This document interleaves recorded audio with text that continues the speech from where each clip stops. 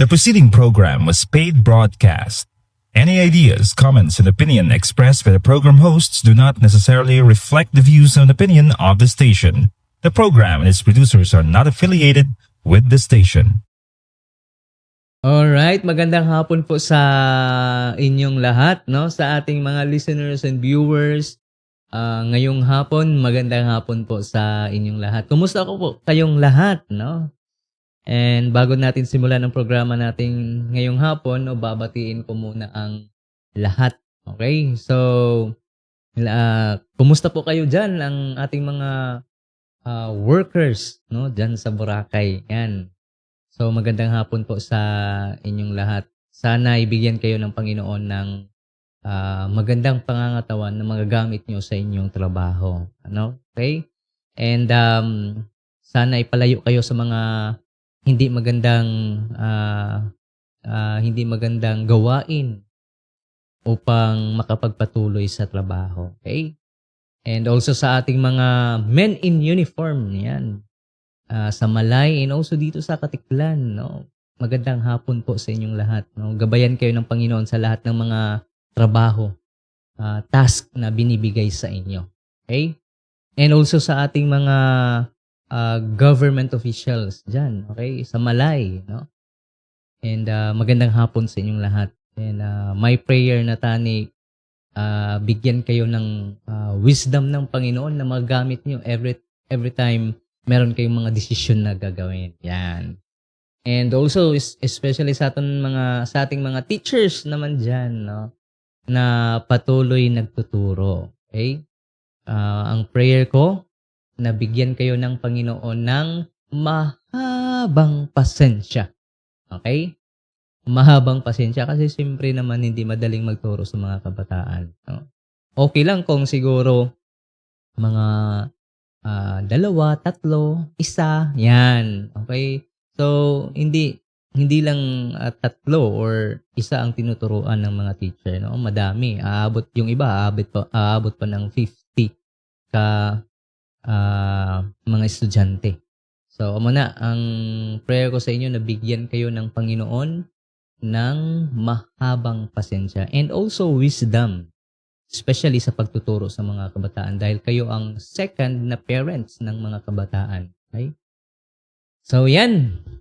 And sa ating mga doktor, mga nurses dyan sa hospitals, okay, dito sa Malay, sa Boracay, no, sa Katiklan, magandang hapon po sa inyong lahat. Sana gabayan kayo ng Panginoon and bigyan kayo ng strength, no, na magagamit nyo every time na meron kayong mga aasikasuhin, mga pasyente, okay? So, once again, no, welcome back sa ating programa ngayong hapon, no, Blessed Hope, no? Every Thursday at 3 p.m. no, sa hapon, okay? With your host, no? Pastor Jonathan Altist and yours truly, Pastor Ariel Espirat. Okay? So, punta na tayo sa tatalakayin natin ngayong hapon. Okay? So, sa ating mga listeners and viewers, tani na ang prayer ko na makapagsubaybay and makatune in kayo hanggang sa matapos ang programa natin ngayong hapon. Okay? So, mandadalhin ko kayo dito po sa Matthew chapter 6 verse 33. Okay? Matthew chapter 6:33. Ang sabi niya dito, ang iba, no, itong verse na ito ay common and yung iba kino-quote na ito nila or ginagawa na ito nila na life verse. Okay? Life verse. Okay? So sa Matthew chapter 6 verse 33. Sabi ng salita ng Panginoon, But seek ye first the kingdom of God and His righteousness, and all these things shall be added unto you. Okay? So, mag-pray muna tayo mga abyan, okay? Mga listeners and viewers natin ngayong hapon.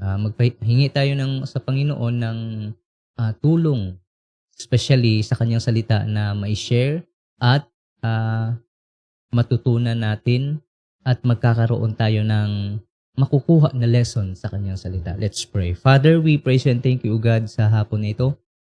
Salamat, Lord, sa opportunity na binigay niyo po sa bawat isa. Especially, Lord, God, sa akin, Lord. Salamat sa opportunity na binigay niyo po sa akin na makapag-share na naman ng salita niyo through live streaming and live on air. Kag I pray, Lord, nga buligan mo man ang bawat isa, lalo't lalo na ang aming mga listeners and ang viewers ngayong hapon. Bigyan niyo man sila ng kaalaman na maintindihan, Lord God, ang salita mo ngayon. And also sa akin, Lord God, buligi man ko sa pag-share sang imo nga pulong, ang lahat man nga nakatunan ko halin sang imo nga pulong, tani, Lord, na ma-share ko naman sa kanila. Lahat ng mga natutunan ko galing sa salita mo, ma-share ko po, Lord God, sa kanila. Lord Jesus, this time, prayer ko naman po, Lord, na patawaran kami sa amon mga paglapas or aming mga kasalanan nga naubra, Lord God, sa inyong harapan. Na hindi ito nagbibigay, Lord, ng kasiyahan sa inyong mga mata. Patawaran kami, Lord. Patawaran man kami sa amon nga mga di manami nga ginaisip, sang amon mga pagpanulok, sang amon nga mga paghambal, and also, Lord God, sa amon nga ginaobra. Patawara gid kami. Daw, para sa amin, Lord, daw okay lang. Pero sa inyong mga mata ay hindi pala ito maganda. Kaya, Lord, humihingi po kami ng kapatawaran sa inyo. And salamat dahil sa salita niyo po, Lord, kapag kami ay humingi ng kapatawaran sa inyo, ikaw na Diyos ay faithful na magpatawad sa aming kasalanan. Lord Jesus, ikaw po ang manguna at mag-guide sa bawat isa, especially, Lord God, sa gawain sa programang ito. I-bless niyo po ang platform na ito, ang radio station, and gamitin niyo po ito na isang way, Lord God, na marami pang mga tao na makakilala kay Jesus Christ. Lord Jesus, ito po ang aming samot dalangin at pasalamat. In Jesus' name we pray. Amen and amen. Now, punta po tayo dito mga abyan, mga listeners and viewers ngayong hapon. Balik po tayo sa Matthew chapter 6 verse 33. Sabi niya po dito, "But seek ye first the kingdom of God and His righteousness, and all these things shall be added unto you." Now, ang background sa ni mga abyan, ang Matthew chapter 6, ito po ay bahagi ng Sermon on the Mount. Okay? Sermon on the Mount po ito. And ang audience po dito ni Jesus Christ, walang iba, mga disciple niya, nandyan. And also, hindi lang mga disciple, mga Jews, mga Hudyo, na nasasanay sa tinatawag na kautusan, law. Okay? And hindi lang mga Jews, kundi nandyan din ang mga tinatawag na ordinaryong tao. Lahat po ito sila, disciple, mga Jews at mga ordinaryong tao. Isa lang ang mga iniisip. Ganito, nag-aalala sa pagkain, nag-iisip sa tinatawag na kung ano yung susuotin sa damit, and nangangamba kung ano yung bukas. So ito yung mga nasa mga puso, itong mga audience na ito. Kaya, ang Matthew chapter 6, ang tema talaga nito is, why are you worried? Okay, why? Bakit kabala ka? No? So, dito makikita mo na si Jesus Christ, hindi niya tinanggal yung tinatawag na realidad ng problema. Okay? So, ang gusto niya na itatama yung tinatawag na ano yung priority ng puso mo. Yun ang gusto niyang itatama. Okay? So, ano yung priority ng puso mo? Now, in summary statement, sinabi ni Jesus Christ sa verse 33, "Seek ye first the kingdom of God." So, ang seek ye first the kingdom of God, hindi po ito payo. Okay? Hindi suggestion, kundi ito po yung direction ng buhay mo, ng buhay ko. Okay? Now, mga abyan, sininga hapon, mamangkot ako. Pagising natin sa umaga, ano agad ang hinahanap natin? Ano agad ang hinahanap natin? Siyempre, unang-una nahahanapin natin cellphone. Agree ba ka mo dyan? No? Kung agree ka, sige, thumbs up ka or mag-like, comment, or mag-comment ka doon.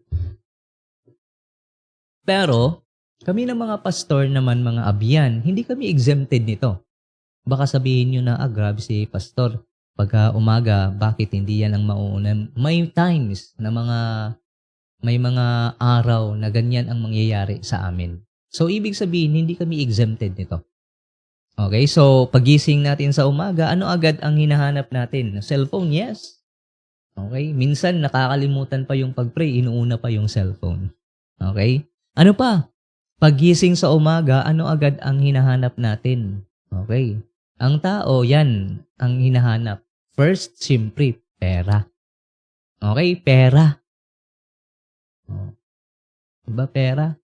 Naghahanap ng pera. Buti pa yung pera, sabi nila, merong tao.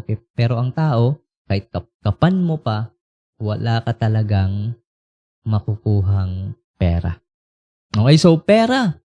Ang tanong, paano ka magkakaroon ng pera? Okay, so siyempre, ang option mo talaga ay maghahanap ka ng trabaho para magkaroon ka ng pera. Hindi ba? So ito yung hahanapin, pera. Ang una, cellphone. Pangalawa, pera. Okay? Para magkaroon ka ng pera, kailangan mo magtrabaho. Okay? Magtrabaho. So ngayon, paano ka magkakaroon ng trabaho kung wala kang koneksyon? So kailangan yung koneksyon, hindi ba? Mahirap na ngayon. Hindi ka makakapasok sa trabaho kung wala kang koneksyon. So dapat may koneksyon talaga. Okay? So, koneksyon. Now, itong lahat, ano ang purpose mo? Gusto mo magkaroon ng pera, trabaho, at koneksyon. Okay. So, ito, ang purpose nito para masolusyonan yung tinatawag na problema mo. Problema natin. Okay? So, mga abyan, no? Mga listeners and viewers natin ngayong hapon, itong cellphone, pera, trabaho, connection, solusyon, hindi po masama ito. Okay? Lilinawin ko po, hindi po masama ito. Pero ang tanong, okay? Ano ang inuuna mo? Hindi ba? Ano ang inuuna mo? Kaya, ang Matthew chapter 6 verse 33, hindi siya tungkol sa sa blessing. Okay? Ang Matthew chapter 6:33. Kasi baka isipin natin yung tinatawag na and all these things shall be added unto me. No? Okay? So, hindi po ito tungkol sa blessing, kundi tungkol ito sa tamang order ng buhay mo. Okay? Tamang order ng buhay mo. Now, 4 kabagay that I will share to you this afternoon entitled of Seeking God First. Matthew chapter 6 verse 33. Kasi sabi niya, but seek ye first the kingdom of God and His righteousness, and all these things shall be added unto you. So, ang title natin, siningahapon, mga abyan, mga listeners and viewers, is Seeking God First. So, 4 kabagay. Number 1, 4 kabagay. So, yung word na seek. Okay? Seek. So, ang word na seek, okay, hindi po ito yung sakit ha. Okay, seek. Naghahanap, hinahanap, okay? So, hindi po ito casual. Ang word na seek. Hindi siya casual, kundi intentional. Example, sa bahay niyo, may nawala na gamit mo. Ano ang gagawin mo? Siyempre, hahanapin mo. Meron bang tinatawag na maghahanap ka na hindi siya intentional? Kapag hinahanap mo, ibig sabihin intentional. Okay, so yan ang number 1 natin, seek. So, hindi siya casual, kundi intentional. Okay, so, sa Greek word naman ng seek, okay, sa Greek word is zeteo. Ano po ba ang ibig sabihin nito, Pastor? Yung zeteo. Ang ibig sabihin ng zeteo, to pursue, to desire deeply, continuous action. Di ba? Siyempre, kapag naghahanap ka, hindi mo nakita, hindi mo hahanapin. Okay? So, continuous action, hahanapin mo talaga until you find it. Okay? So, ang paghanap natin sa Panginoon, okay, hindi lang yung sinasabi natin na, Lord, hahanapin kita pag may time. Okay? Lord, pag may time. Okay? No. Kundi, ang paghanap natin sa Panginoon, ito yon. Lord, ikaw ang hinahanap ko araw-araw. Lord, ikaw yung hinahabol ko araw-araw. Ang tanong, ganyan ba tayo? Hinahabol bagid natin ang Diyos? Hinahanap bagid natin ang Diyos araw-araw? Okay? Now, sabi ni A.W. Tozer, ito po ay mga commentator, mga writers, no? Na pwede nyo yan i-search mga adyan. Okay, si A.W. Tozer. Sabi niya, the man who has God for his treasure has all things in one. So ano po ba ang ibig sabihin nito ni Tozer? No, ibig sabihin niya na kapag ang Diyos ang pinakamahalaga sa buhay ng isang tao, sapat na siya kahit wala na ang iba. Oh. Grabe, no? So, ibig sabihin, kahit wala yung iba, basta nandyan yung Diyos, sapat na siya. Why? Nasa Kanya na yung lahat hindi ba? Hindi kagaya ng kanta na, yung kanta ni, sino lang kanta na? Daniel Padilla na nasayo na ang lahat, minamahal kitang tapat. No. Kulang yun. Hindi kagaya sa Panginoon. Kapag inuuna mo ang Panginoon, hinahanap mo siya, okay? Sapat na siya para sa'yo. Why? Dahil nasa Kanya na yung lahat. Okay? So, mga abyan, hindi mahalaga ang pera or ang tagumpay o bagay sa mundo. Okay? Kundi sinabi niya na kapag nasa Diyos ka, nasa Kanya na ang lahat ng tunay na kailangan mo. So, ano po ang lesson dito mga abyan, mga listeners and viewers natin? No? So, what you seek shape your heart and the direction of your life.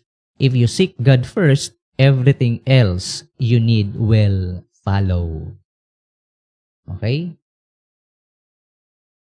Everything else you need will follow. Now, in application, ang pamangkot sini, ano ang uno mong hinahanap, mga abyan, kapag may problema ka? Okay? Ano ang una mong hinahanap kapag may problema ka? Hopefully, this time, no?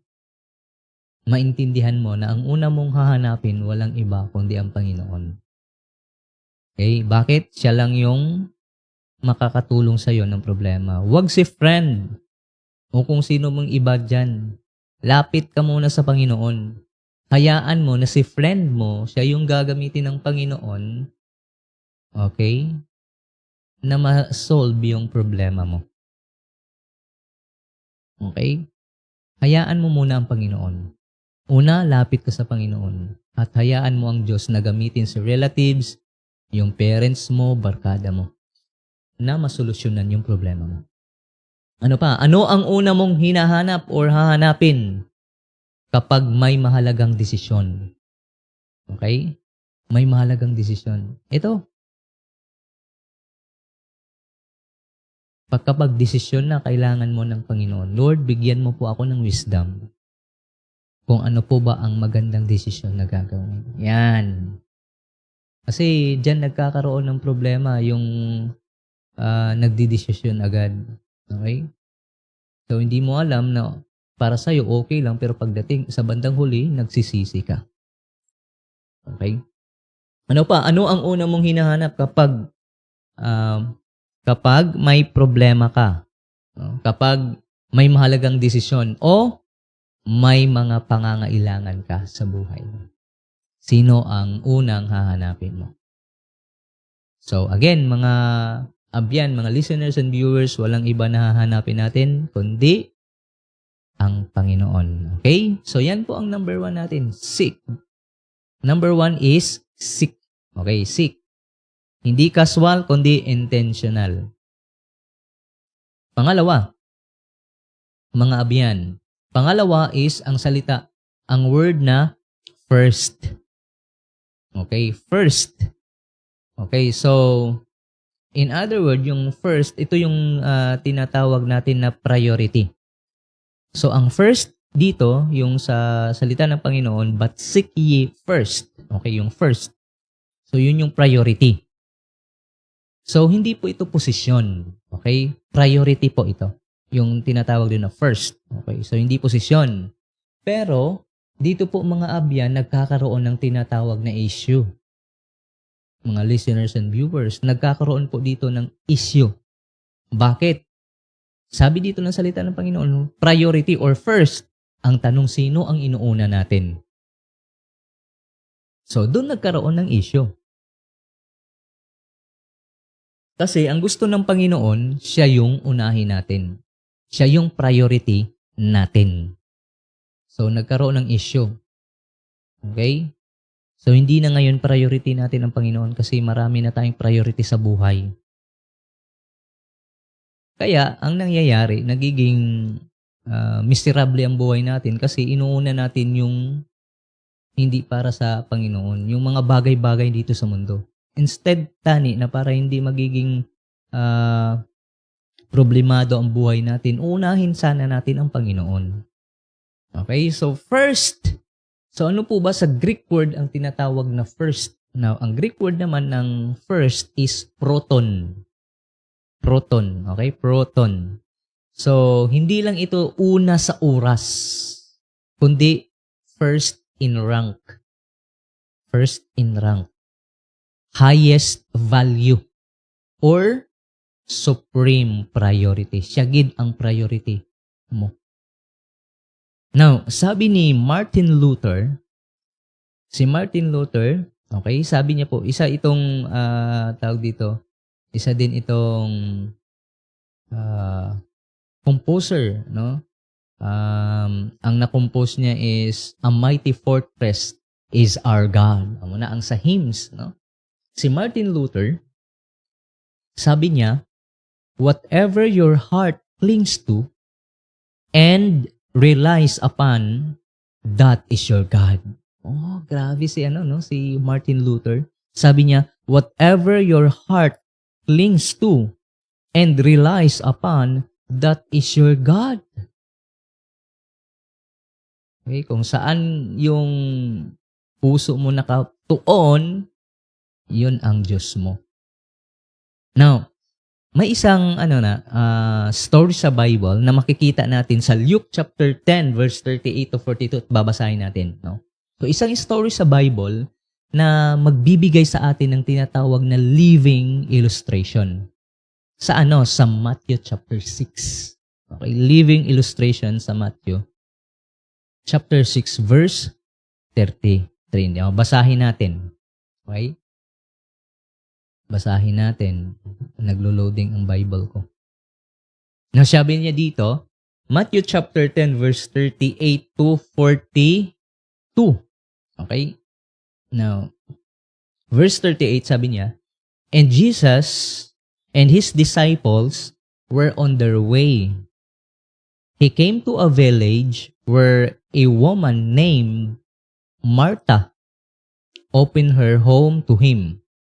She had a sister called Mary, who sat at the Lord's feet, listening to what he said.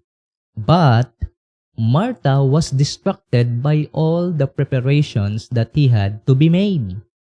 She came to him and asked, Lord, don't you care that my sister has left me to do what the work by myself? Tell her to help me. Ibig sabihin na busy si Martha kag may ara siya sang iyang utod. Okay? Utod niya nga si Mary. Si Mary, while nandun si Jesus Christ, umupo siya doon sa paa, no? Ni Jesus, no? Malapit doon. Habang itong si Martha naman abalang-abala sa pag-prepare. Siyempre, bisita si Jesus Christ, nagpe-prepare siya. Ngayon, dahil, na siya, parang siguro, gaoy na siguro, no? Ginambalan niya si, si Jesus Christ, na pwede ba sultian mo si Mary, nga magbulig man sa akon? Okay? Now, patuloy natin. Sabi niya dito, verse 41. Verse 41, sabi ng Panginoon, sabi ni Jesus, Martha, Martha, the Lord answered. Okay? You are worried and upset about many things. Worried, gakabala kagid. Oh, siyempre, may ginatrabaho ba siya? Okay? You are worried and upset about many things. Verse 42, but few things are needed. Oh, few things are needed. Or indeed only one. Anong ginsabat niya? Mary has chosen what is better, and it will not be taken away from her. Okay, so ibig sabihin, mabuti yung pinili ni Mary kaysa sa kanya, 'di ba? Tawag dito, nagtatrabaho siya. Bakit ano kaya? Now, balik tayo. Okay, so ang pangalawa po natin ay first. Okay, so hindi po ito posisyon. Okay, ito po ay priority. So nagkakaroon ng issue. Okay, so ano ang issue dito? Tingnan natin. Okay, so pumasok si Jesus sa bahay ni Mary at Martha. Okay, tapos si Martha sa verse 40, okay, sa verse 40, busy siya. Okay, busy at saka nagsiserve. Tapos maraming ginagawa. Habang si Mary naman sa verse 39, umupo. Hindi tumulong. Okay? Hindi tumulong. Okay? Tahimik. And ano ang ginagawa ni Mary? Nakikinig kay Jesus. Oh. Okay? Nakikinig kay Jesus. So, ito mga abyan, no? Story ini sa Bible, no? So, hindi mali naman si Martha. Okay? Hindi naman siya mali. Hindi naman mali yung pagpe-prepare. Okay? Hindi naman yun. Yung abala ka, siyempre may bisita, hindi ba? Hindi naman siya mali. Pero, ano ang mali doon? Okay, mga abyan, kung alam nyo, okay, sige. Pwede nyo kayong mag-comment. So, anong mali doon ni Martha? Ang mali ni Martha, ito yon. Mali ang kanyang inuuna. Okay? Mali yung kanyang inuuna. Kasi sabi ng salita namin, seek ye first. Hanapin mo, unahin mo muna ang Panginoon. Di ba? Ganyan tayo mga abyan. Kaya maraming pressure sa buhay, problema sa buhay. Bakit? Inuuna kasi natin kung ano yung nasa mundo. Okay? Abala. Pero, kung uunahin natin si Jesus, nako, hindi ka talaga mag-aabala. Hindi ka talaga mag-aabala. Kita mo si Mary, no? Nakaupo, tahimik, at nakikinig lang kay Jesus. Okay? So, hindi naman mali si Martha, pero ang mali sa kanya, ang kanyang inuuna. No? Okay, so anong sinabi ni Jesus Christ sa verse 41?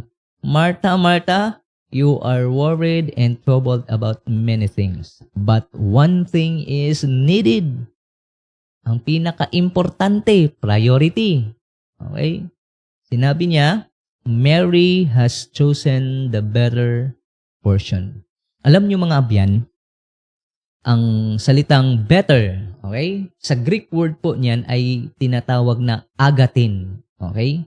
Agatin. Ang ibig sabihin ng agatin is beneficial. Oh, beneficial. Okay. Ano pa? Eternally valuable. Eternally valuable. Or, tinatawag natin na good. Okay? Good.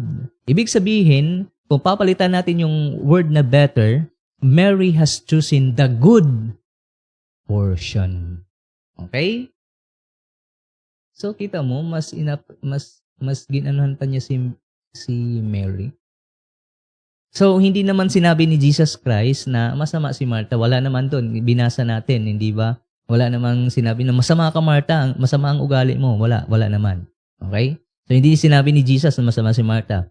Pero sinabi niya na mas sinabi niya na may mas mabuti pa at iyon ang pag-una sa kanya. Okay? So, ang mabuti doon, dapat yung pag-una kay Jesus. Okay? Now, sabi ni Oswald Chambers, mga abyan, the greatest competitors of devotion to Jesus is service for Him. Yes. Tuod. Agree ka mo sina? Tuod manggid mga abyan. Pamangkot, sino ang ginaserbihan mo? Una. Ang Panginoon ba? O ang mga bagay-bagay dito sa mundo? Ganyan. Tama ang sinabi ni Oswald Chambers, no? The greatest competitors of devotion to Jesus is service to Him. Yes, pwede tayong nag-church, no? Pero hindi tayo nakafocus sa Kanya. Pwede. Paano yun? Nagsiserve ka nga, pero mali naman ang siniservisyohan mo. Siguro, hindi si Jesus, baka sarili mo or ibang tao. Yun lang. So, balik tayo sa Matthew chapter 6, verse 33. So, kaya sinabi ni Jesus Christ na seek first the kingdom of God. So, hindi ito bagong idea. Okay? Ito yung paraan ni Jesus Christ. Saan? Sa pamumuhay. Okay, so yan po ang pangalawa natin, mga abyan. Balik po tayo. Number 1 is seek. Pangalawa is first. Okay? First. Then, pangatlo, the kingdom of God. Ang the kingdom of God, no? So, hindi po ito yung tinatawag na lugar. Okay? Hindi lugar, kundi paghahari ng Diyos. No? The kingdom of God. Sa Greek word naman ito, ay ang the kingdom is basileia and ang God dito is theos. Okay? Theos. So, ibig sabihin, kapag may kingdom, merong ruler or may and then, may authority. Siyempre, sino ang nag-rule doon sa kingdom? Walang iba kundi ang Diyos. So, kung ang gusto ng Panginoon, dapat sa aton nga tagipusoon, dapat siya yung tinatawag na hari doon. Okay, mga abyan? Ang tanong, sino ang hari ng tagipusoon mo? Yan. Sino ang nagro-rule or sino ang may authority sa puso mo? Ikaw ba o ang Diyos? Okay? So, hindi ibig sabihin na kung naghahanap tayo sa Panginoon or may mga problema na dumadating sa atin, sasabihin mo na nasaan ang Diyos. Okay? Kung siya yung priority, siya yung hari sa puso mo, hindi mo na kailangan magsasabi na nasaan ang Diyos. Okay? Ang dapat pala, mga abyan, no? Sino ang naghahari sa puso mo? Yan ang tanong. Okay? Sino ang naghahari sa puso mo? Si Jesus ba? O ikaw? Now, tingnan natin dito sa dalawa, si Martha at saka si Mary. Si Mary, ano ang naghahari sa kanya?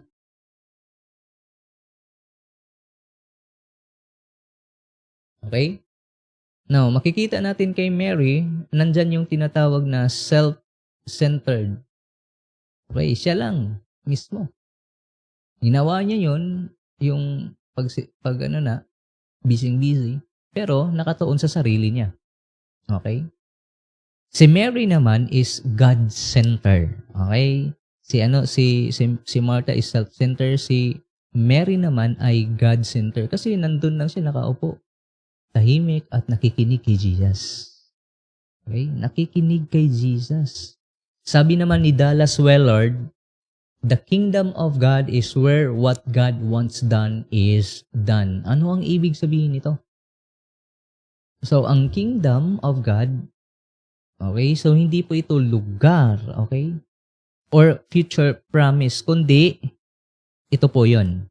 Okay? Kung saan ginagawa yung gusto ng Panginoon, doon ang kanyang kaharian. Like for example, mga ministries.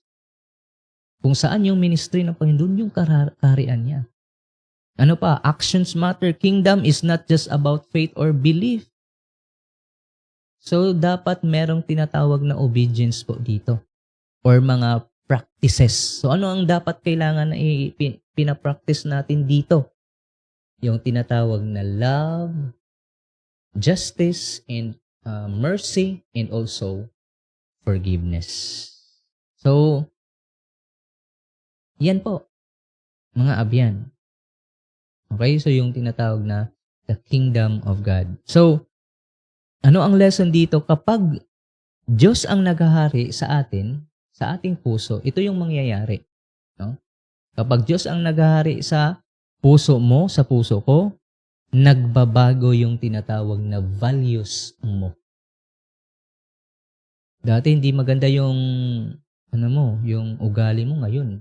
Dahil ang Panginoon na yung naghahari sa puso mo, nagbabago na ito.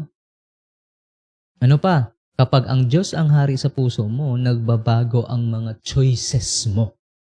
So, hindi na ito yung masusunod. Ako yung masusunod, Lord, ha? Ako. Follow ka lang. No. Nagbago na kapag kapag Diyos na ang hari sa puso mo. Nagbabago na. Lord, kung ano yung gusto mo, yun ang masusunod. Yan. Okay? Ano pa? Kapag Diyos ang naghari sa puso mo, nagbabago ang trato mo sa tao. So dati hindi maganda yung trato mo sa mga tao, ngayon ay maganda na. Okay? Maganda na. So yan po mga abyan. Okay? The kingdom of God. Hindi lugar ha, kundi yung tinatawag na paghahari. Dapat hindi self-centered, dapat God-centered. Okay? Then the last one, dito na ako mag-i-end mga abyan. Pang-apat. Okay? Unang-una, ano ganito? Seek. Pangalawa, first. Tapos ang pangatlo, the kingdom of God. Pang-apat naman mga abyan, ito yung maganda. Okay? Ito yung maganda. Pang-apat, all these things shall be added unto you. Ibig sabihin, lahat ng mga bagay, idadagdag ng Panginoon sa'yo. Okay? Ibig sabihin, mga abyan, ito yung tinatawag na result. Saan? Yung paghahanap natin first sa Panginoon.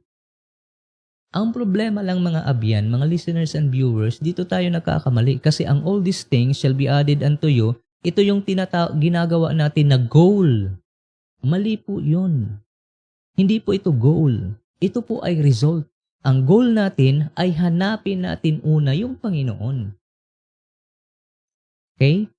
So, hindi ito goal. Ito po ay result ng goal mo. Okay? So, sabi niya, seek ye first the kingdom of God and His righteousness. Okay? So, yun yung goal natin. Tapos, ito na yun yung result. And all these things shall be added unto you.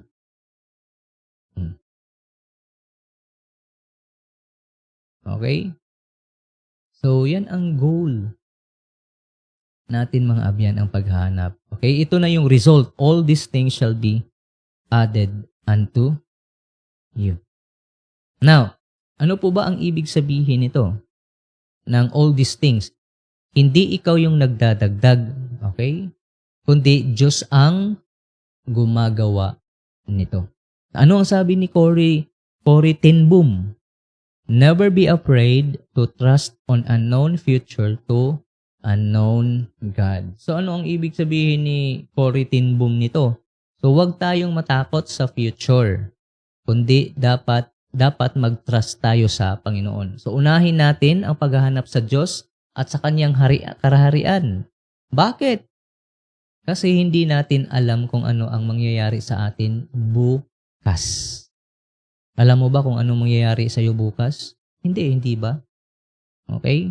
So kapag Diyos ang priority natin, okay, ibibigay niya ang lahat ng kailangan natin. Kapag ang Diyos ang priority natin, ibibigay niya ang pangangailangan natin.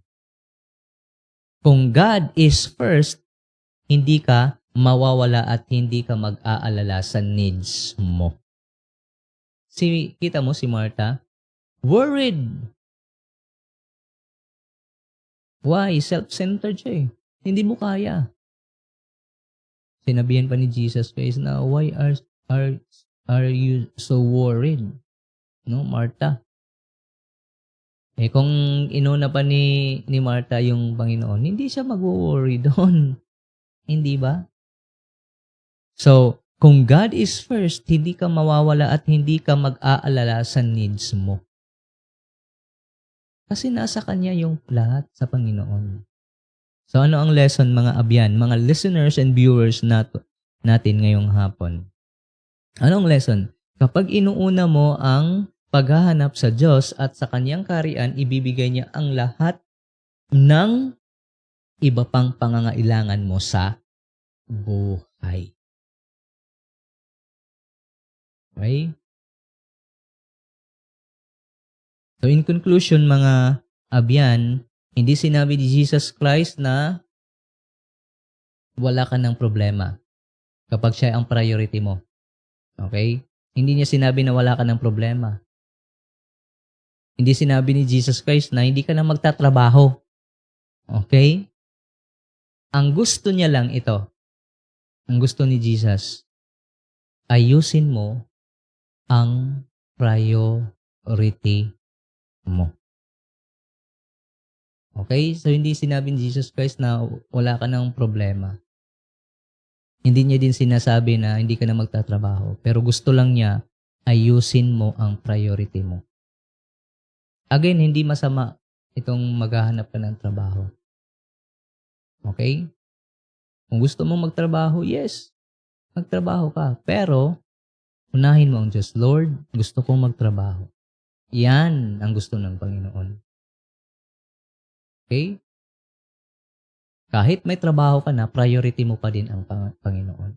Kasi minsan pag may trabaho ka na, nakakalimutan mo na ang Panginoon. Okay? Which is siya yung nagbigay sa'yo ng trabaho. Sa lahat ng aspeto sa buhay natin, ganyan.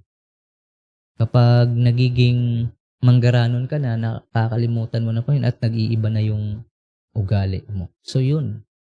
Okay? So, nagiging miserable ang buhay mo. Okay? So, amo na, ayusin mo ang priority mo. Now, ang pamangkot, si Mary kag si Martha, pareho nilang mahal si Jesus. Pero, iisa lang sa kanila ang pumili ng tama. Okay? So, iisa lang gid ang pumili sa kanila ng tama. Now, final question sininga hapon mga abyan. You can you can comment sa comment section mga abyan. Okay, sa tatlo ka pamangkot, final question. Ano ang una sa buhay mo ngayon? Or ano ang inuuna mo sa buhay mo ngayon? Okay? Yan ang una na pamangkot natin. Pangalawa, hinahanap mo ba ang Diyos? Okay? Hinahanap mo ba ang Diyos? O hinihintay mo lang siya? Wow. Okay? Hinahanap mo ba ang Diyos? O hinihintay mo lang siya? Pangatlo, Mary ka ba o Martha sa season na ito? Yan po yung question natin mga pahabol mga abyan. Okay? Pahabol. When God is first, everything else find its proper place. Hopefully mga abyan, no, sa salita ng Panginoon ngayong hapon, sana natulungan kayo ng salita ng Panginoon. Kung ano yung priority natin sa buhay. Again, ang lahat ng mga bagay dito sa mundo, hindi po ito mali. Hindi po ito yung tinatawag na hindi kailangan natin. Kailangan naman natin pa. Okay? Pero, ang tanong, ano ang inuuna mo? Ano ang priority mo? Okay? So, salamat sa salita ng Panginoon. Hopefully, mga abyan, no, nagkaroon ito ng tinatawag na encouragement at malaking tulong sa ating buhay kung ano yung priority natin. Okay? So, alam na natin kung ano dapat ang pinakauna. Unang-una ang Panginoon. At saka sabi niya, lahat ng mga bagay idadagdag niya sa'yo.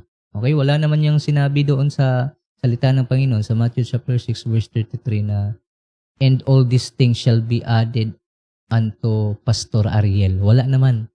Okay? Ang sinabi niya, unto you. ikaw. Okay? Huwag kalimutan, dapat hindi goal yung and all these things, ha? Ang goal natin yung paghahanap first sa Panginoon. Tapos yung result doon, yung tinatawag na and all these things shall be added unto you. Let's pray. Father, we praise and thank you, God, sa hapon na ito. Thank you so much once again, Lord, reminding us kung sino ang priority namin sa aming buhay. Kagsalamat, Lord God, dahil tinuturuan mo kami, Lord God, sa salita mo sa Matthew chapter 6, verse 33, na ikaw, Lord God, yung priority namin. Kung ikaw yung priority namin, Lord God, lahat ng pangangailangan natin at lahat ng bagay-bagay, Lord God, idadagdag mo sa amin. Thank you so much, Lord God. Kung ikaw ang nag-promise, Lord, ibibigay mo at tutuparin mo talaga. And the only thing that we need to do, Lord God, buligan mo man, Lord God, ng bawat isa sa mga listeners and viewers namin, Lord God, na magpati, Lord God, sa mga promises mo. Tapos, Lord, tulungan mo kami na ikaw, ang goal namin ay uunahin ka naming hahanapin. Dahil alam na namin kung ano ang mangyayari sa amin kung ikaw ang uunahin namin. Lord Jesus, buligan mo man ang mga listeners and viewers sining hapon. I-bless mo man ang kanilang buhay. Tani, Lord God, nga mabuligan sila sang pulong mo. Ini ang amon nga pag-ampo, kagpasalamat in Jesus' name we pray. Amen and amen. Alright, no, salamat, no. Okay, may naga-heart react sa aton nga live subong. Okay? Okay, so kung may ara ka sang comment, you can write your comment dyan po sa atin nga comment section. And salamat kay Jaya Solat. Salamat sa pag-heart react. Okay, so nakikinig siya ngayong hapon sa programa natin. Okay?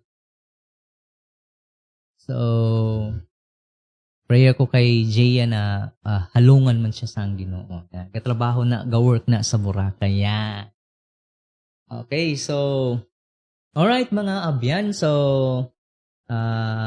dito lang tayo magtatapos. Once again, no? Amo ni ang aton nga programa. So, sining nga hapon, Blessed Hope. No? Every Thursday at 3 p.m. with Pastor Jonathan Altis and yours truly, Pastor Ariel Espirat, at nagsasabing, bye-bye and God bless.